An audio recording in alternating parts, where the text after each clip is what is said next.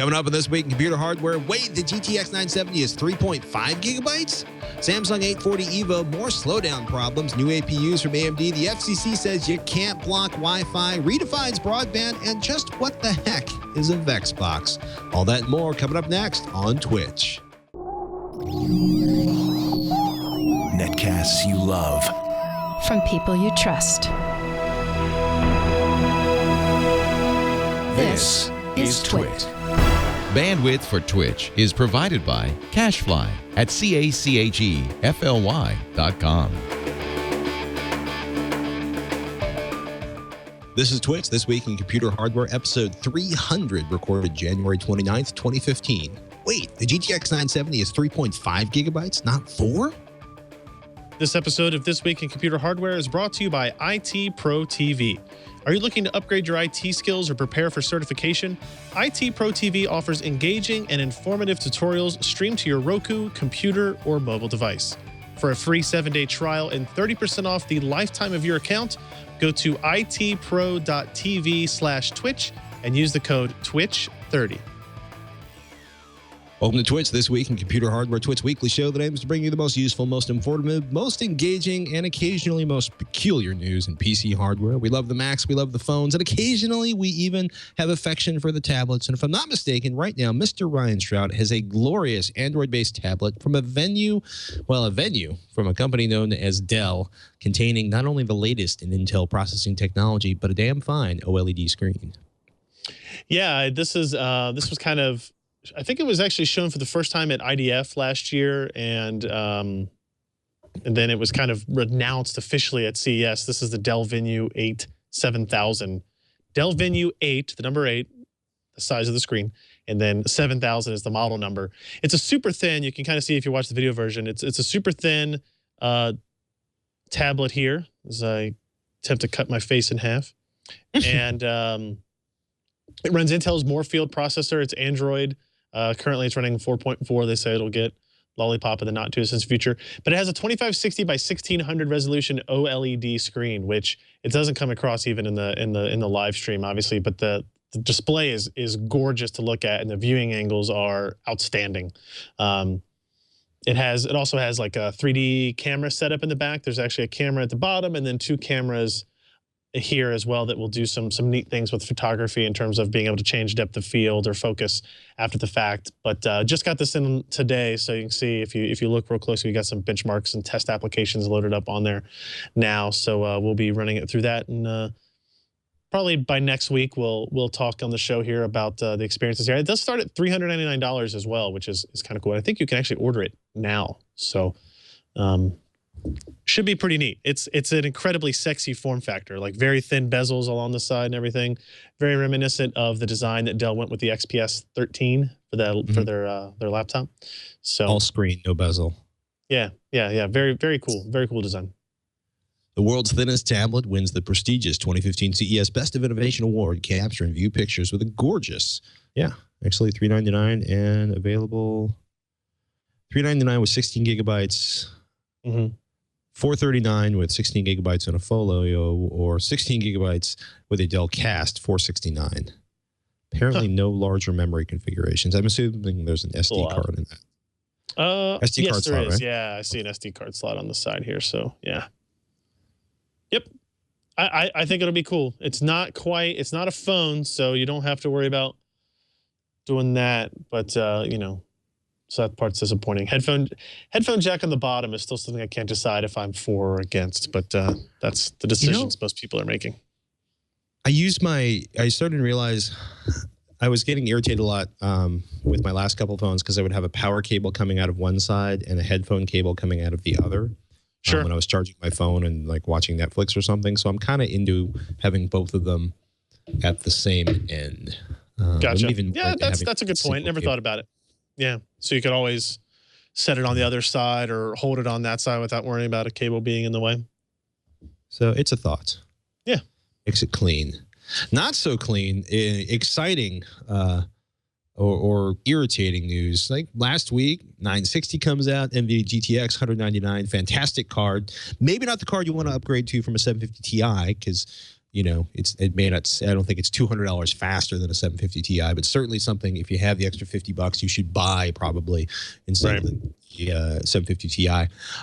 But there's some memory issues evolving. The story is evolving at paralyzingly fast speed.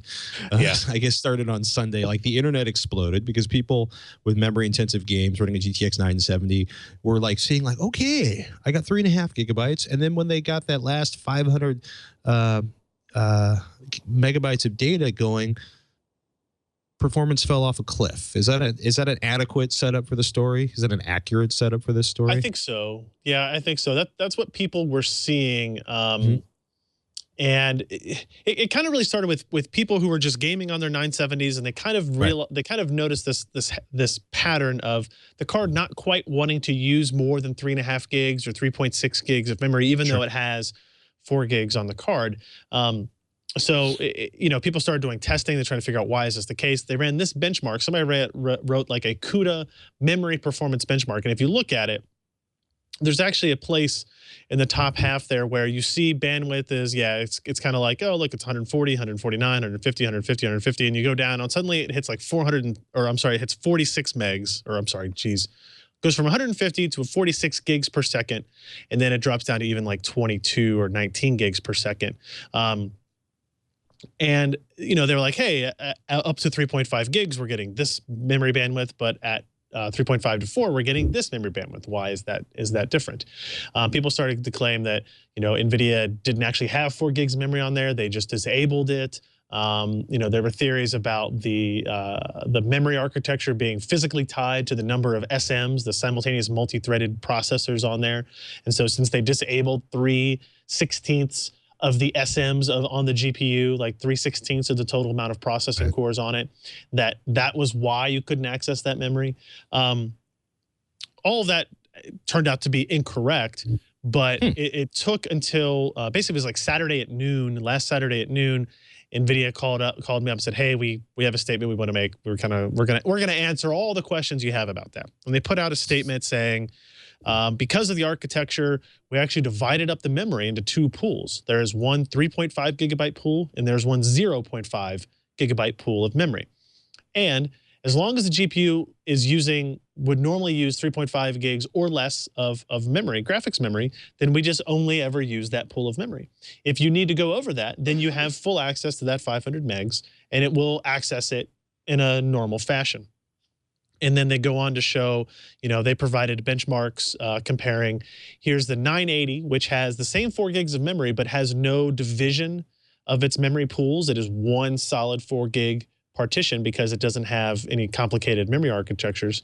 And they said, like, the performance difference between game settings under 3.5 and game settings over 3.5 gigs are about the same. They track the same between the 980 and the 970.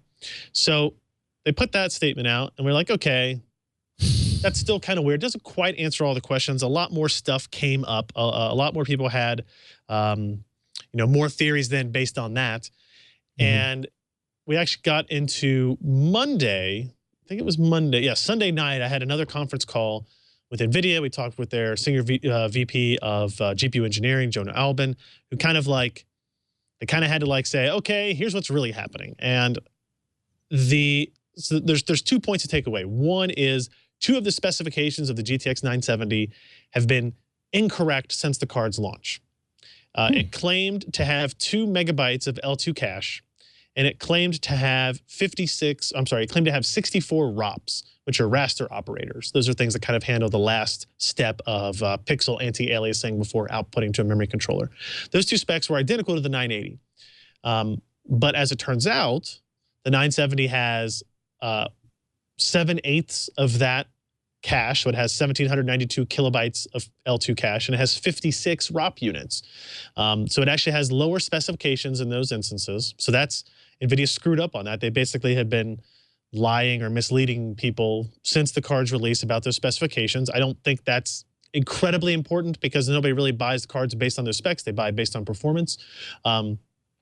But the idea of this division between a 3.5 gigabyte partition and a 0.5 gigabyte partition was news to us. And it was new, and it kind of changed the way we kind of looked at the card.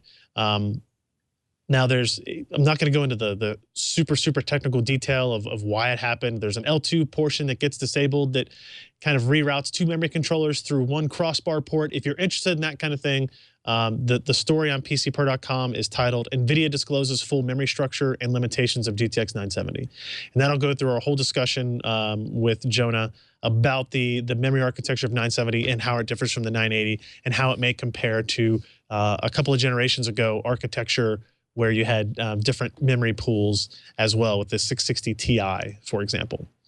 So a lot of detail there, but NVIDIA claimed throughout all this that, look, the performance difference is only going to be like 4 to 6% in our testing between if you had one pool of memory or if you divide it up into two pools of memory, because the one important part is that that last 500 megs of memory runs at about 1/7 the performance of the rest of that memory. Now, that's a lot of difference, but usually what's going to happen is that 1/7 portion, you're not using it by itself. It's kind of part of the greater memory pool at that point, and so it's kind of aggregated into the entire performance structure. But go ahead. What was your question? So I'm looking at the example of performance data about halfway, 2/3 of the way down in the primary article on this up on PCPer, and I'm looking at the N70, GTX N70, GTX 980, Shadow of Mordor, 3.5 gigabytes setting, 2688 by 1512. You know, you're looking at 72 frames per second on a GTX 980, and then a 24% drop to 55 frames per second when you up the resolution and get over 3.5 gigabytes. Battlefield 4, a 47% decrease. Call of Duty Advanced Warfare, a 41 to 44% decrease. Now, for people gaming at 1024 by 768 are not going to see these. People gaming at 32HA are not going to see these. People trying to game at 4K, is that where this starts to implode? It's definitely more crucial at, say, 4K. But there are, for instance, if you look at the story that went up yesterday, frame rating, looking at the GTX 970, more memory performance, where we started to look at performance itself and trying to measure it more specifically. We do Call of Duty Advanced Warfare testing at 2560 by 1440, and we jack up the settings, and you can use 4 gigs of memory on a GTX 980. You absolutely can do that at 25 by 14.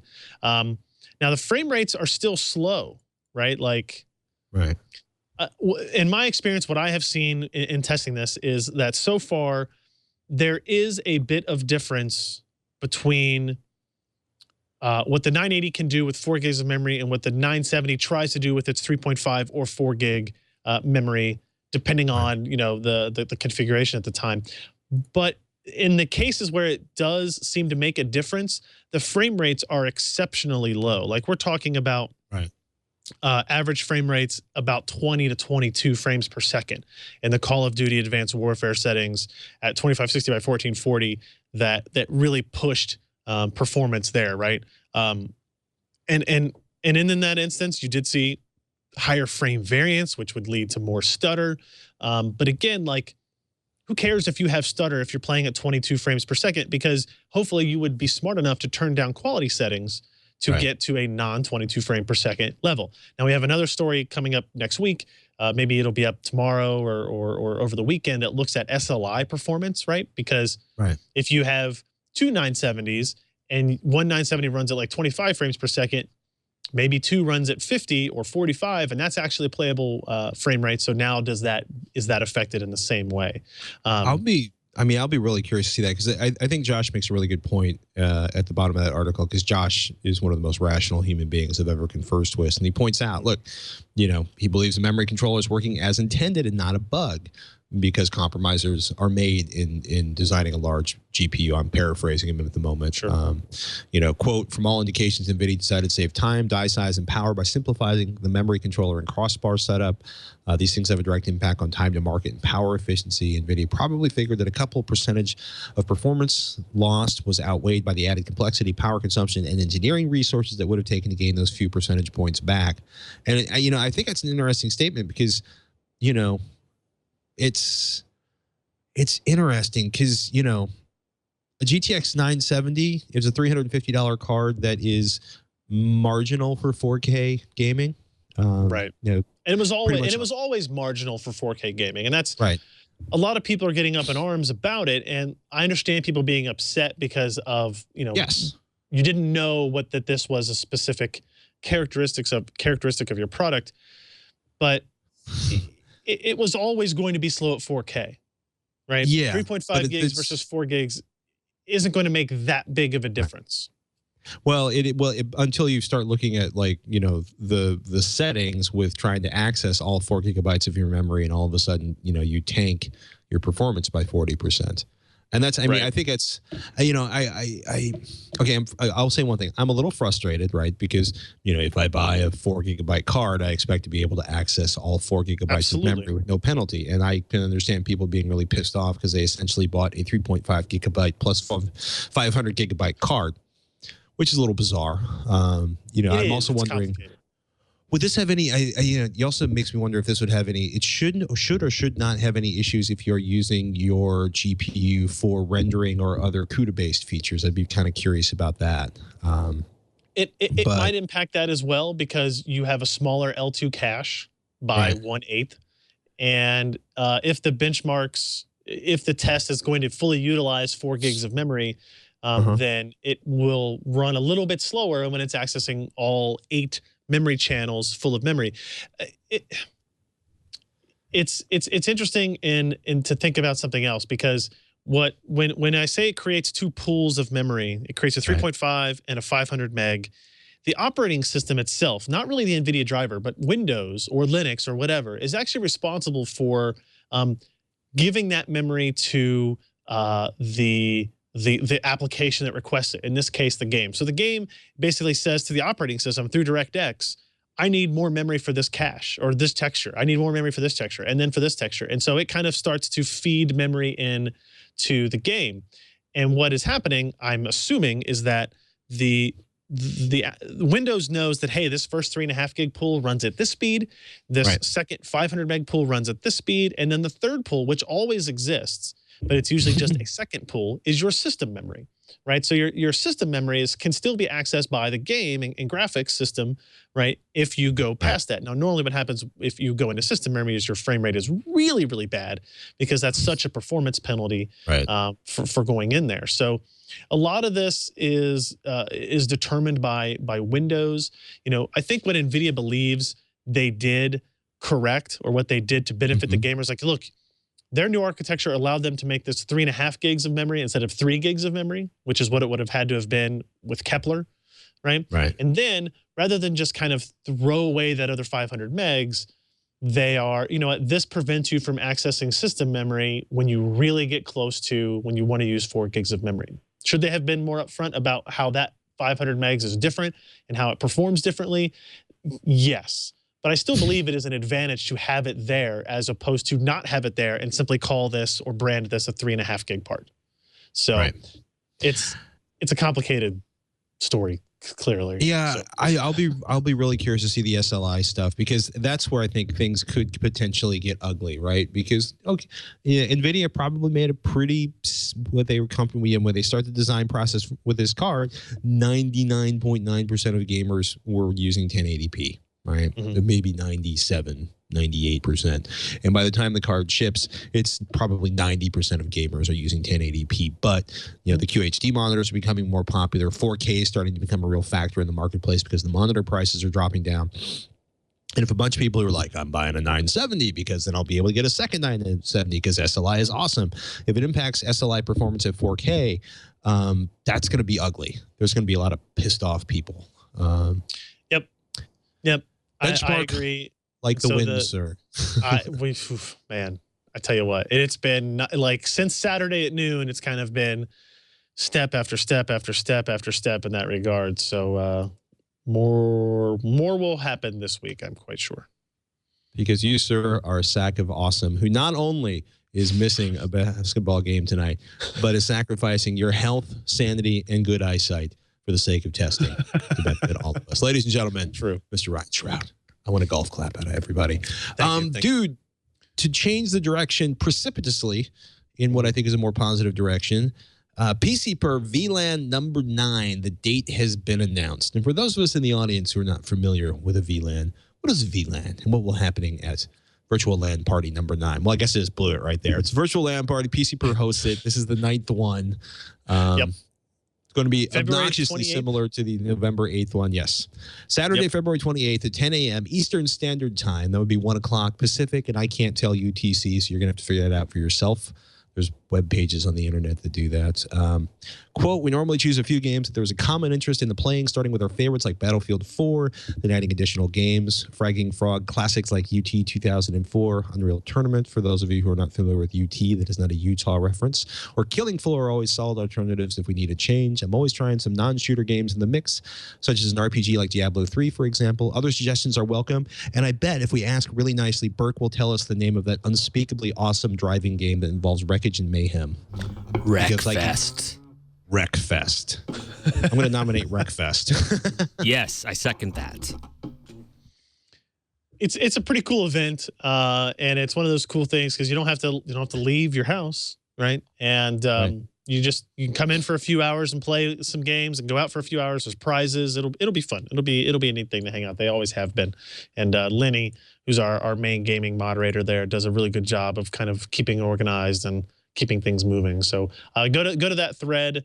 If you go to the PC Perspective forums, there's a gaming sub forum. If you go there, you'll see the thread for the Virtual LAN Party number 9. So yeah, Can should be anybody fun. join? Absolutely anybody. You don't have to be a member of the forum. You just go there. It has all the information there about like what TeamSpeak servers to join, and then it'll, we kind of share all the information about what the server IP addresses and login information for whatever games we're going to play. And they always play interesting, unique mods to games too. I enjoyed that one in November, playing like a UT 2004, but apparently there's like a go-kart mod for it. It was very odd, but very fun as well. So check it out. Ladies and gentlemen, and if you're very lucky, we'll bring Wreckfest into the mix. AMD Godavari CPU lineup leak, new APUs and Athlon X4 processors. If you're looking for a super inexpensive quad-core processor, because I don't know if you can see it, my $380 gaming PC, which is desperately needing an upgrade to a quad-core CPU, so I can play a certain video game that does not run without 4 cores.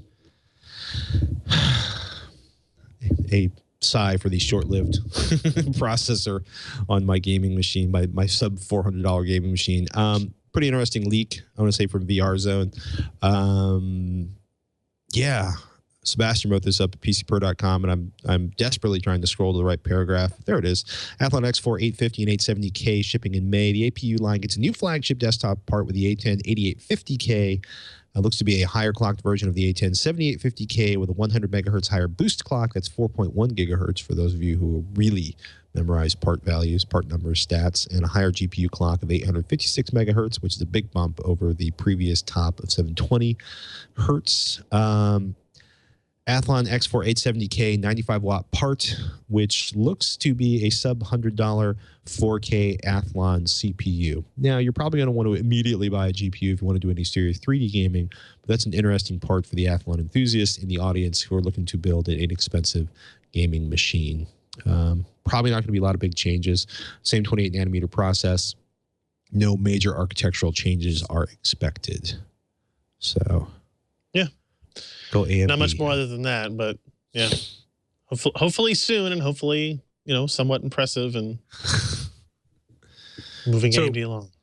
Sitting in a box next to my primary desktop machine in my garage right now is a 1 terabyte Samsung 840 EVO. And I just want to thank Alan over at PCPer for writing this article. Samsung 840 EVO performance restoring firmware, quote, only partially effective, unquote. Yeah, you like that? Quote, the story for this one is so long and convoluted that I'm just going to kick this piece off with a walkthrough of what was happening with this particular SSD and what was attempted so far to fix it. Oh, boy. It's so if you remember what happened before the 840 EVO, we started noticing an issue where files that had been written to an SSD but not rewritten, right? They had been written there and had stayed there. You could read from them all you want, but they had written there and had stayed there. As they aged, as those files aged, performance started to drop. And in some cases, we got down to, 50 to 100 megabytes per second read speeds. Like the read speed is slowing down based on just age of the file. So what you're seeing there is like the original problem, and that's a run that Alan ran on, looks like about 400 to 450 gigabytes worth of data that had been written to a drive and then had been put away on a shelf, thinking we were kind of done with it for now. This problem started to pop up. We hooked these drives up. We found this issue. Now, Samsung released a updated firmware and a tool. The tool that refreshed it resulted in improved performance, like back to the original performance that you expected to get. And they said that this would not happen again. And it was something to do with, how the flash was initialized at the factory, and this would all be fixed. Well, as the last couple of weeks, last week or so went on, we started to see some reports of people saying that they were seeing slowdown again. And so we did what we would do is we took out the same drives that we had written data to after they were fixed this most recent time, put them again on a shelf someplace, came back to these files and noticed that things had started to slow down again. Now, in our case, not nearly as much. We're talking, instead of getting 450 to 500 megabytes read speeds, it's actually, our results would be on the next page over, Burke. We're getting somewhere in like the 250 to 300 range for data that had been sitting on there for this time period, right? And you can see the next graph down is if we simply overwrote some portion of that file, right, in the middle of all that, look, performance was magically restored. So it does have the same characteristics as the performance issues we saw before. It seems more hit or miss this time. Some people say they do see performance issues again. Some people say they don't see any performance issues this time around. So we're not quite sure why that's happening and why it's only happening to some people. With the previous problem, the first time around, pretty much it happened to everybody. It was just a matter of how old was the file, how old were the files on your drive. This time it seems to be a little bit hit or miss, which means there's probably another variable or two mixed into all of this so that we don't quite know what's what yet. But we put in requests to Samsung. Yeah, we put in requests to Samsung, and we are waiting some feedback from them. And otherwise, the community continues on with trying to figure out why this is happening and what it means. I mean, the problem is you can't use that performance restoration tool a second time. It only actually runs once it updates your firmware. And if you already have the most up-to-date firmware, it won't run a performance restoration step on it. That sounds like a bug, not a feature. On the software itself? Yeah. Well, I don't really know. I mean, I think for them, they got this tool out very quickly after acknowledging the problem, because of the huge PR disaster that it could and may still be. But and I think maybe they weren't exactly sure.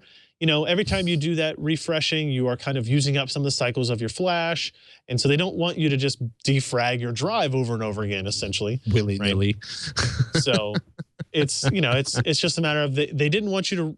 The tool will only let you run it once, and if you already have that correct firmware on your drive, then you're just kind of sitting here waiting. There's workarounds. You could copy all the data off your disk and then copy it back on, and then everything will be shiny and new again. But I don't think a whole lot of people have, not a lot of enthusiasts just have drives they can clone their OS to and back.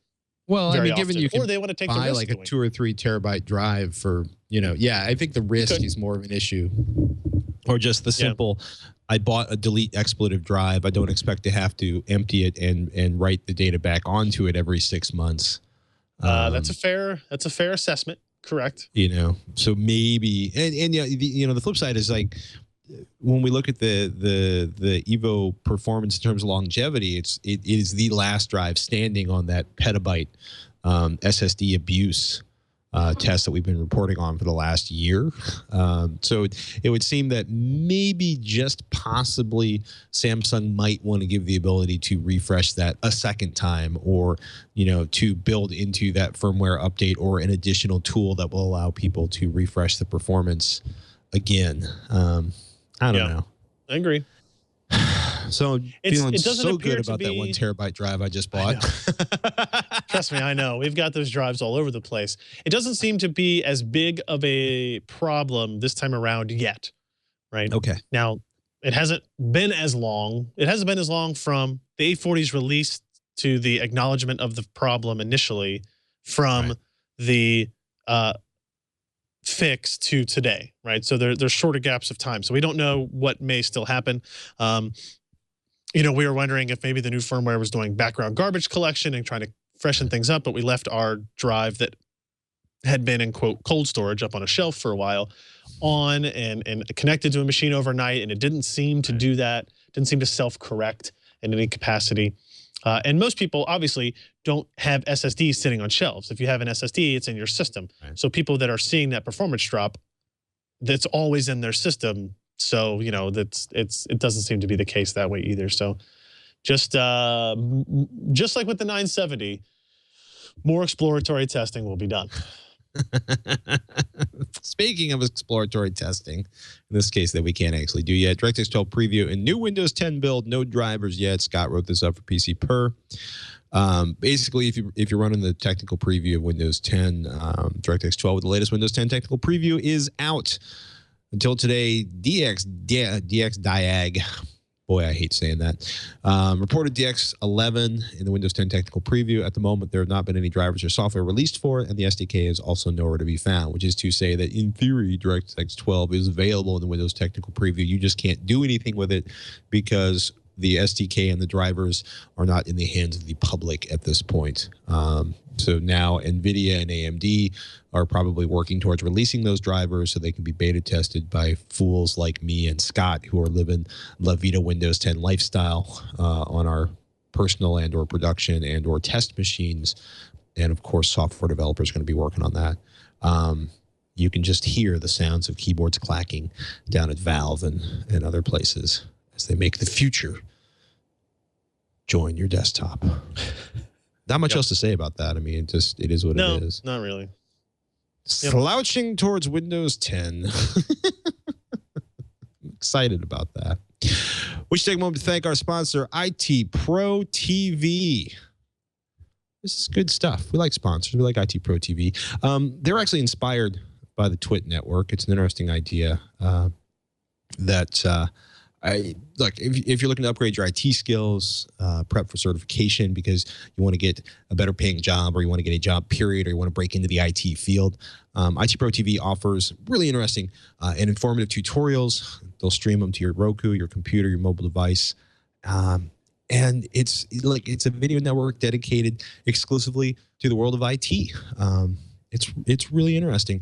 It's not sitting in a room with a workbook with somebody mumbling at you from the front of the screen, which you're more than welcome to do if that's your kind of thing.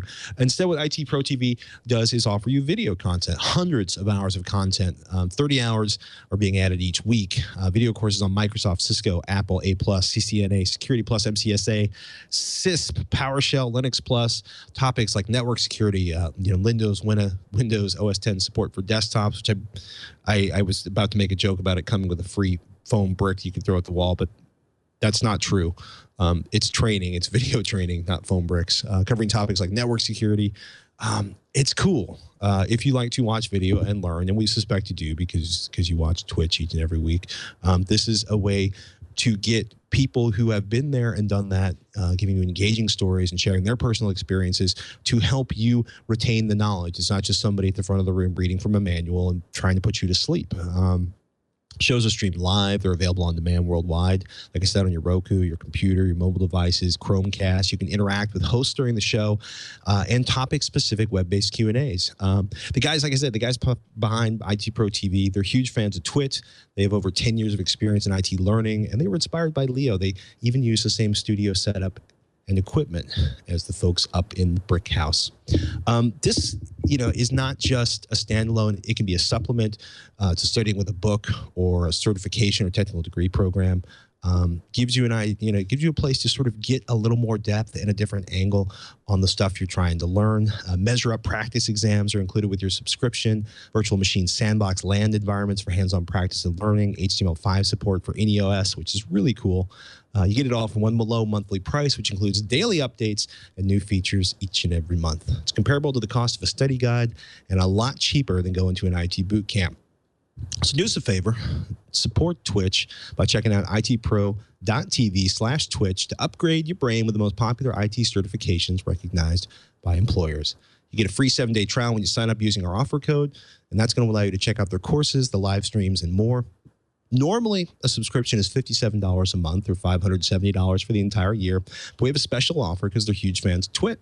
If you sign up now and use the code TWiCH30, you'll get 30% off your subscription for the lifetime of your account. That's less than $40 per month or $399 for an entire year of training in all these subjects. And once you reach a 13-month, they'll reduce your subscription rate even further, bringing your cost down to $24.95 a month or $249 for the entire year. So you keep learning and it keeps costing less. itpro.tv/Twitch and use the code TWiCH30 to try it free for 7 days and save yourself 30%. And we want to thank itpro.tv for supporting Twitch and for giving you a really cool offer. Thanks, guys. Very much. Oh, my goodness. As I scroll back up through the giant script, it's funny. Like at first I thought it was like a really chill week with not a lot going on. And then lots of stuff started happening. Obviously the 970. I thought it was interesting in the Internet of Things front. The fun thing this week was Misfit, which is the little watch band with a ring of LEDs around the circle. Shannon did a review of it on Before You Buy. I had one of those and I lost it in a lake. So there's that. Not loss proof at this point, but it's a $50 fitness band, and they are being integrated. Well, basically, they're turning into I'm going to use a quote here from the CNET article, a connected lifestyle remote. Scott Stein wrote this up for CNET. But the idea is that the Misfit Flash is going to be integrated with Nest and a bunch of other stuff, like if this, then that. It'll work with the Logitech Harmony API to be able to control your media system, your light controls. It'll unlock August smart locks. It'll work with the Nest thermostats. And it's kind of a trip. Like Misfit says in March, you can hook the Misfit into the Nest so that when you wake up and get vertical, it'll turn the heat up. Huh. Double-clicking on the Flash tracker will launch Spotify on a phone. That's a direct quote from CNET. Or connect to the Yo app. I think it's kind of interesting. They're really clear in the CNET article. The Flash can basically click, right? You can do one-click actions, you can do two-click actions, but this new software will allow you to integrate different things into that action. And that might be cool, right? The idea that you can sort of click on your wristband and turn off all the lights in the room you're in or something like that, or launch an activity when you get home. But what I think it's really interesting is as we talk about the Internet of Things, the idea that lots of things, because they have APIs and are open and are allowed to communicate with each other, you will be able to use this product with that product and the other product and integrate with those products there, and if this, then that, and use them all together to do interesting and exciting things. And then we get into the other big story this week, which of course happened after Tech Thing was recorded. And the short answer is the Federal Trade Commission pretty much says that the Internet of Things is going to kill us all. I'm exaggerating a lot. The actual title is really not that bad. The U.S. government, quote, "The Internet of Things is a security disaster waiting to happen." This is a Fast Company title, so it's a little fraught. Quote, "Your connected home thermostat might become your enemy." And it's a little dramatic on the FUD side of things, but that's because there was a staff report this week from the Federal Trade Commission that warned that, and I'm going to quote Fast Company here, quote, "Makers of connected health, home, and transportation devices could potentially leave their users vulnerable to data hacks.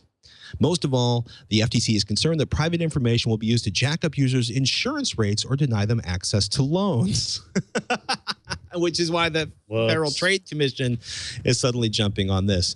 Now, if you've been listening to this podcast, since CES, we're a little concerned about the Internet of Things. I'm sitting here in the hack house right now recording this, and, hackers are fascinated and horrified by the Internet of Things, because the Internet of Things just looks like a giant bag of holes being connected to your home router and being connected to things you probably don't want people to screw around with. And you may think like, what's going to happen if they get access to my Nest thermometer?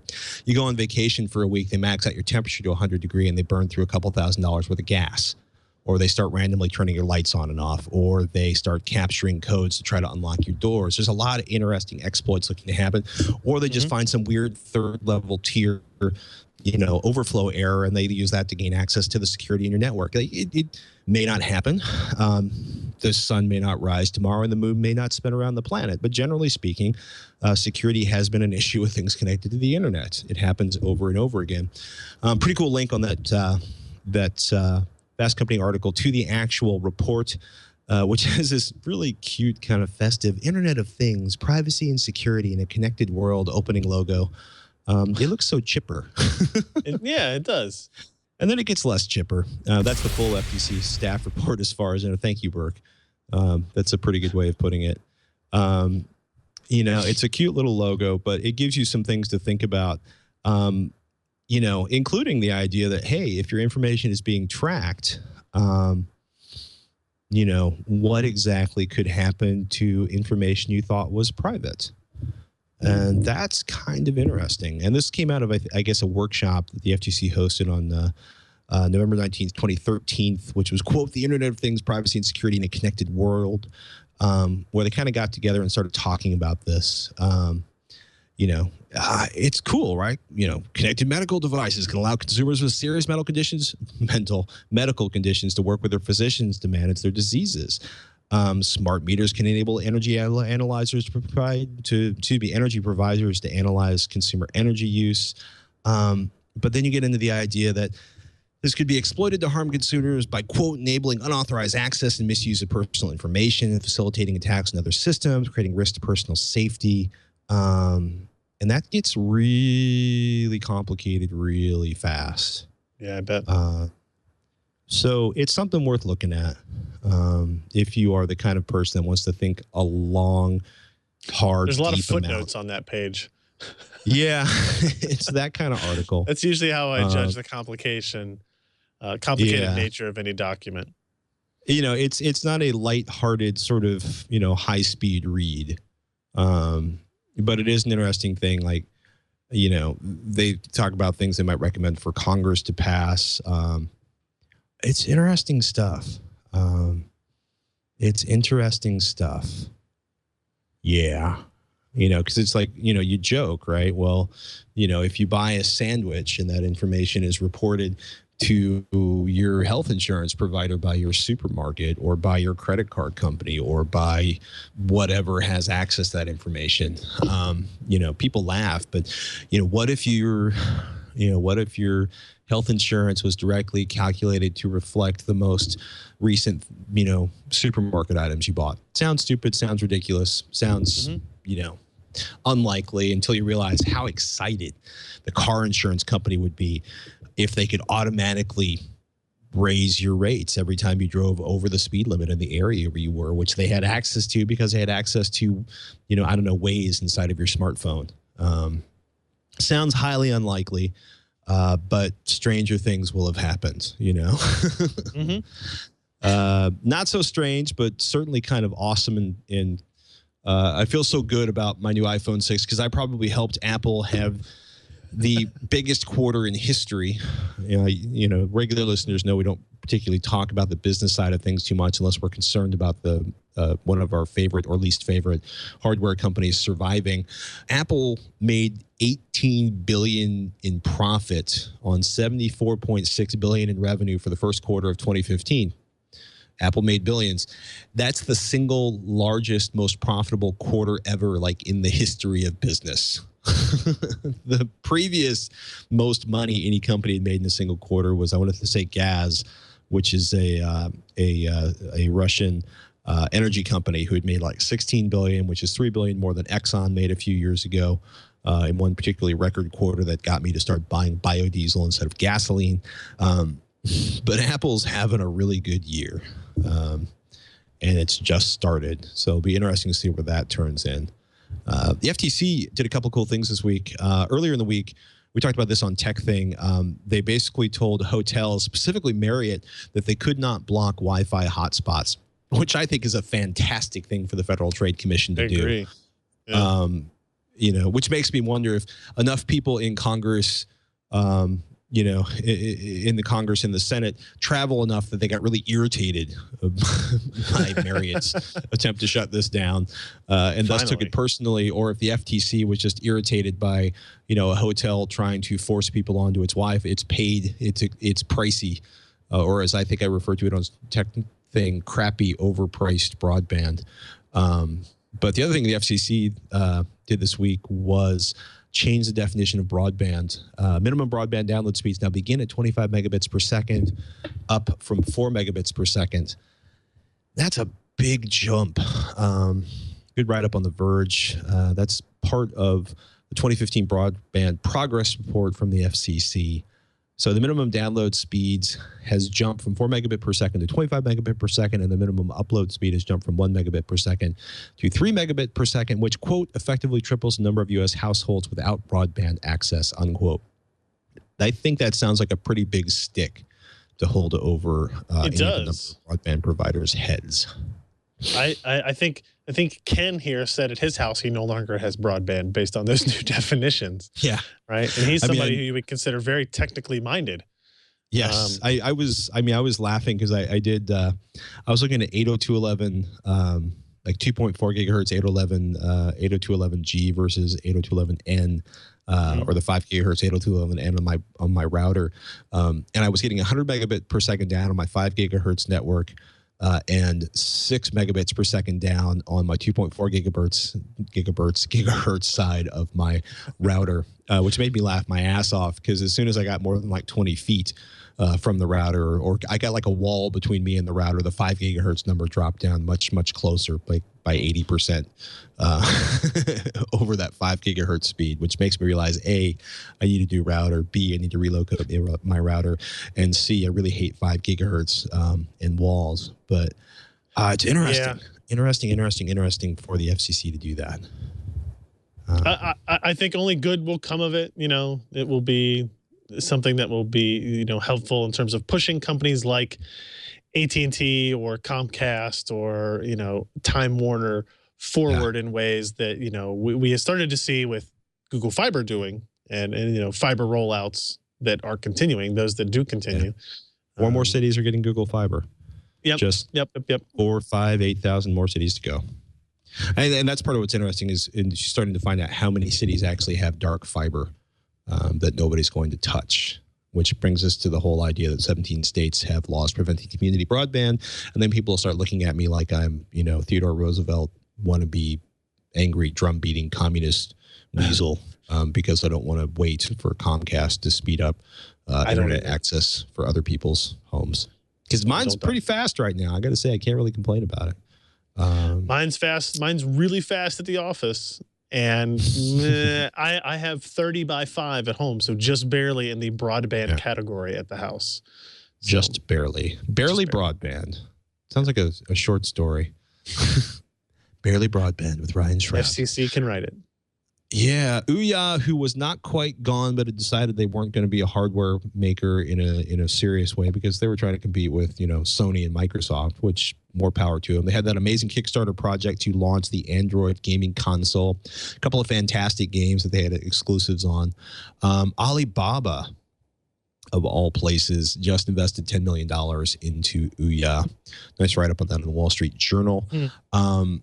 And they're going to port Ouya's software and library, which is up to about 1,000 games, into Alibaba's set-top box, which I'm actually starting to get really curious to see what that turns into. Obviously, a big competitor, not just for the Apple TV, which is starting to look more and more dated as each and every minute ticks by on the clock, but the Amazon Fire TV, which has just been dropped in price from $99 down to $84. So yeah, Ouya raised $1 million in like 8 hours when it launched and delivered the boxes and then kind of faded into obscurity. But this is a pretty cool pivot for the Ouya people and a nice investment for them. So hopefully something cool will come of that. And while we're on a Kickstarter theme, I wanted to point out 2 highly amusing Kickstarts. This is the Egg from Eggsite, which they did a Kickstart that just did not launch very well, and they backed off from it. But essentially it is a Atom-powered wireless web server that fits in your pocket. 64 to 256 gigabytes of memory. It's running the Tizen OS, which is a form of Linux, started by Intel, now owned by Samsung. The idea is that you can use it to back your phones off your photo of your camera when you're in the middle of nowhere. But it also has some really interesting, one of their big pushes is that you keep your photos under your control rather than launching them onto Facebook or iCloud or someplace where they might be shared indiscriminately or hacked into. So this is an interesting device. Starting, I think all the really cheap ones, starting about $200 for a 64 gigabyte egg, and then ratcheting up to $350 or $399 for a 256 gigabyte egg. But I like the idea. It's like a little torrent router. You can connect multiple devices to it. You can share things on it. You can pass information back and forth. I'll do a full write-up on it soon, but at the moment, it's still doing some of the early testing on it. So I will keep you guys posted. It's a very interesting. It's a very interesting little gadget. I think from a hardware side of things or kind of an implementation side of things, it's actually really, really good. I do wonder of what the use case will be for people that, don't want to share things on Facebook, but and how likely are people to share or to access shared data on a device like this, right? If you were to send pictures of your kids to me or to your parents or to whoever versus kind of the passive sharing you get on something like Facebook. It's quite different in that regard. It's a little progressive for the average Facebook user. I think it's pretty advanced, but I think the idea is interesting, and the hardware. It's a really nice piece of hardware in your hand. This is it's sort of an eval version of it that I'm holding here, but it works so far. I'll get some more testing on it with my phone. And one last Kickstarter project before I walk away from Kickstarter, because I don't spend a lot of time talking about Kickstarter, but the VexBox Internet Throttle for Parents. I tweeted this out earlier, and I laughed really hard. I laughed really, really hard because somebody immediately pointed out I can do the same thing with my $20 router running DDWRT or a Raspberry Pi. But it's the idea is that you will control the internet speed to your children's devices. Chores not done? See if your teen likes 56K. It's a great tool for mom and dad. That's a great photo. That's a great photo. With the mom looking all gleeful and the child looking all sad. That's what you got to tell the kids. I was so excited when I got my first 56K modem. I'm going to share that excitement with you and see how that works out. $39, $170 left of $200 for if you pledge $39 or more. You will get a VexBox for $40 off the original price. Estimated delivery June 2015. I'm tempted to buy one. Far. Yeah. It's tempting to buy one just to torture people in your life. The VexBox has 4 speed options: full speed, 56K, custom, and off. The only downside to the VexBox I see is 56K, custom or off. Okay. All right. It reminds me of the Boxy Box, in the sense that it's a very unusual kind of sitting on its corner kind of design. Right. I don't know. It's cool. I think it's highly amusing, and I'm kind of curious to see what happens with it. We love your curiosity, ladies and gentlemen, which is why we try to check the question box at Twitch at twit.tv on a regular basis, and we answer questions on the show for you, although we're probably only getting a couple because apparently I had to talk about all of the Kickstarter projects today. It's a good one from David. Twitch at twit.tv is the email address, or you can ask questions at Patrick Norton on Twitter or at Ryan Shrout on Twitter. It's great. I'm at the point of the evening where I can no longer pronounce my own name, which is kind of a new low for me. David has a problem. His computer won't shut down. He says, I hope you can help me diagnose quirks I've been having with my new build of 10 months ago. It started out that the number lock wasn't on starting up the computer a few months ago. Then about 6 to 8 weeks ago, the computer wouldn't shut down. The monitor shuts down. I hear one of my hard drives wind down, but the fans in the tower are still running. Started out doing it once, then after a while, started out shutting down more often. I have to hold the power button to get it to shut down. Seems to do it when it has been on for longer times. It reboots fine. Sleep, everything, but not shut down. Now my computer will start up with speakers muted or numlock not on about every 4th or 5th time it start up. So far, I've done a clean reinstall of Windows 8.1 64-bit with all patches and cleared CMOS and motherboard with no change. Had a few power outages and momentary brownouts over the last year, wondering if something may have happened, but I'm just grasping at straws. If I don't figure this out, will it or could it do damage? Thanks so much, David. My first thought is if you can reload the firmware onto the board or see if there's an updated firmware, that's a really good idea. Power outages, the best description of a power outage or the relationship between your PC and its functionality in a power outage is, basically when you cut the power to the machine without expecting it, you pretty much rip the head of the computer off, and then later on it gets reattached. Dramatic, not a particularly great metaphor. But essentially, computers don't like suddenly having the power ripped out of them. Most of the time they'll survive, but once in a while something will just get munged in that, to use a highly technical term. It's why it's a really good idea to have a an uninterruptible power supply attached to your PC, so that if there's a brownout, and brownouts are really insidious because you might not even notice them and your computer might not even shut down, but your hard drive, something we've talked about before, and it's something a lot of people have noticed. Cheap power supplies or bad power from your pole, whether it's because there's a transformer issue or wiring problems in your house, or because you have 3 air conditioners, 2 washing machines and a dryer attached to the same circuit that your computer's on, will do damage over time. Usually we see it in terms of data problems or data sort of an advanced bit rot on your hard drive. I wouldn't be surprised if something got fried on your motherboard, which sucks, or that something got damaged. Less likely is that something got damaged inside your power supply. I tend to think power supplies are more binary. They either work or they don't. Yeah. He said the hard drives spin down, but the fans keep going. It does kind of lead me towards the motherboard side of things. I would look for an updated BIOS or firmware for that motherboard.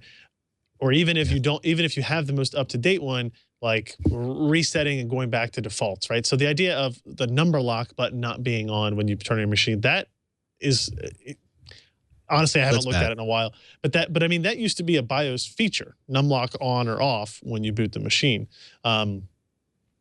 So that could be still an option in a BIOS. I'm honestly am not sure. But I have seen systems where you do a shutdown and everything seems to turn off except 1 or 2 fans on the device. And then like if you hold the power button down, it will all shut down fine. Hold it down for like 3 seconds till it kind of like force shuts down everything. And that is a communication between the motherboard and the power supply. But I would lean towards motherboard. In that regard. But I would try updating a BIOS or firmware first before replacing anything. Yeah. It would be awesome if the brownout just sort of munged some of the data inside the BIOS and you were able to fix that, or the UFI. Bummer, David. Hopefully that fixes it for you. If it doesn't fix it, I think the next thing would probably be to get an uninterruptible power supply and buy a new motherboard. Yeah. Jared's got a question about G-Sync. He says, you always ask for people to send you questions, so I'll do exactly that. Huge fan of Twitch and the PC Perspective podcast that's available at PCPer.com. Brilliantly informative and also highly entertaining. Jared, we try so hard to be both things. Jared's wondering about G-Sync monitors. I'm sold on G-Sync. It's an amazing technology. I was looking at the Asus ROG Swift 27-inch G-Sync display. I'd rather a higher refresh rate display than a higher res 4K display, which makes sense given the cost of GPUs to feed 4K displays. The G-Sync displays are expensive. NVIDIA has an amazing technology and is happy to charge a premium for it. At least it seems that way. There are also new displays with G-Sync that were announced at CES, including IPS panels in the same 27-inch size. How do you think these will work out cost-wise? Is it wise to wait or just grab the Swift within the next few weeks? He's currently running a Core i5 4670K CPU, 16 gigs of G-Skill DDR16, an Asus ROG Hero 7 Z87 motherboard, and a GeForce GTX 780 GPU. It's overclocked, so a, quote, modern and capable gaming rig. And he's got a really nice monitor, a Dell U2711 2560 by 1440 IPS 60 hertz display for gaming. Any insights or thoughts on the future of G-Sync, pricing, and when the best time to purchase would be very welcome? The best time to purchase is going to be later this year because there's going to be a whole lot more G-Sync monitors out. That's my thoughts. I don't know if any of the cheaper monitors are going to have better image quality. I don't think any of the cheaper monitors are going to have better image quality than the ROG Swift. Is that a brazen display? Cheaper on ones? brazen? No, I don't think so. I agree with your sentiment that it's probably you're probably at the best time now to wait because of the announcement of new displays at CES, the pending release of kind of AMD's competitor in that field at FreeSync being released probably in February, March timeframe. I'm still hoping. I've been hoping for a while. But if they do that, I think it will put some pressure on NVIDIA to, change their pricing structure for G-Sync and work with their partners to try to lower prices. If AMD offers a compelling or similar experience for several $100s less expensive, it would be hard to see how NVIDIA would feel like they could still charge that much more for their monitors. Right. The people that have G-Sync monitors today, like the Swift, most of them love them. And we have them here, and they work fantastically. But the idea of getting that in like an IPS panel or an IPS style, IPS-like panel is pretty compelling as well. I just hope we don't have to pay more than what they're being asked for now to get that, right? So, well, I mean, I would hold on a little bit longer. What about is the flicker issue getting worse for Alan and those guys, or no. is it okay? No, it's more, and the flicker issue, that's been explained. Okay, so and the flicker issue only happens like in transitional scenes or when you're loading a game. It's not actually happening in the game. Good.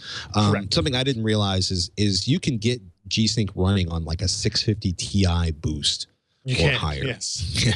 660, 660 Ti, 670, 680, 690, GTX 745, 750, 750 Ti, 760, 770, 780. So the 7080 is golden for this application. Yep.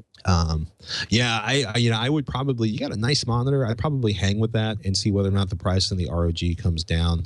Do you think it'll come down significantly or maybe like $100? Which monitor again? The ROG Swift 27-inch G-Sync display. Honestly, I think it will stay the same price it is until it gets phased out and we kind of go away from I think it'll be replaced with like an IPS style 120 at the same price point.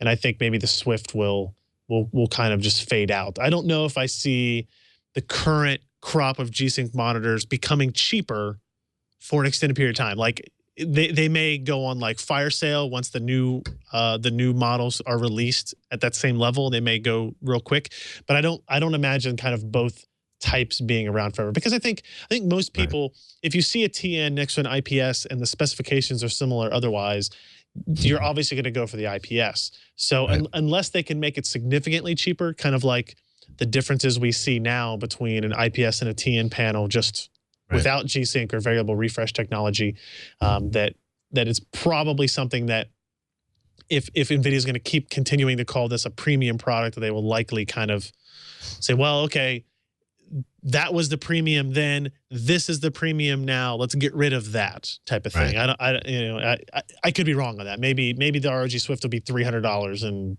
in 9 months. I doubt it, but it's possible. Yeah, the trick is, like, if you're going to wait that long, is making sure you're paying close enough attention so you don't miss that window. Because that window to get that, yeah. Nothing worse than like waiting, and then they're gone. Yep, it's just frustrating. That's true too. Oh my goodness! You can find more of me if you haven't been overwhelmed with all that is me in the last hour at techthing.com. It's a new show I'm doing with Shannon, who you may know from Before You Buy and other shows on the TWiCH network. Mr. Ryan Shrout can normally be found at PCPer.com, and will obviously be benchmarking the snot out of stuff this week and posting more articles, including, ladies and gentlemen, the 970 article looking at the multiple GPUs and how the memory situation impacts that. And I, for one, am waiting with bated breath. Man, it's exciting stuff. There has been like this has been like probably one of the busiest weeks we've ever had, and then like more stuff keeps coming in the door as well. It's just like, oh no, it's gonna be like that for at least a couple more weeks. So, but it'll be fun. It'll be good. Feast or famine, Ryan. Feast or famine. It's true.